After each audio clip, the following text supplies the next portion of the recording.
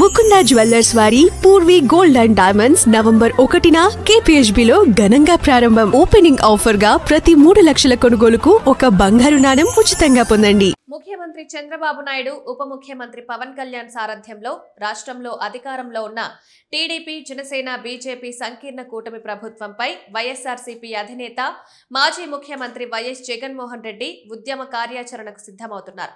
వరుస సమావేశాలను నిర్వహిస్తున్నారు. రాష్ట్రంలో నెలకొన్న తాజా పరిస్థితులపై పార్టీ క్యాడర్కు దిశానిర్దేశం చేస్తున్నారు. ఇటీవలే కృష్ణా జిల్లాలో పర్యటించారు. తుఫాన్, భారీ వర్షాల కారణంగా పంట నష్టపోయిన రైతులను పరామర్శించారు.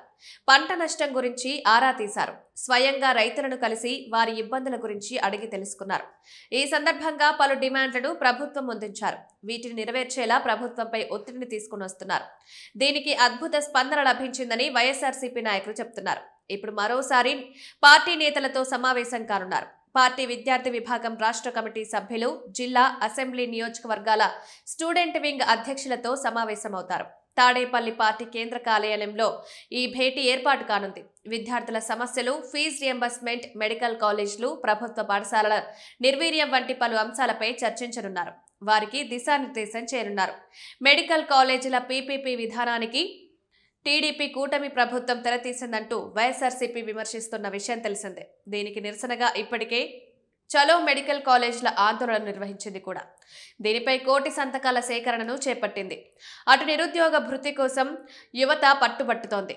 ఈ పరిస్థితుల మధ్య జగన్ కీలక భేటీని నిర్వహించబోతున్నారు. ఈ సమావేశంలో పార్టీ వ్యూహ రచన, భవిష్యత్ కార్యాచరణపై ముఖ్యమైన నిర్ణయాలు వెలువడే అవకాశం ఉంది.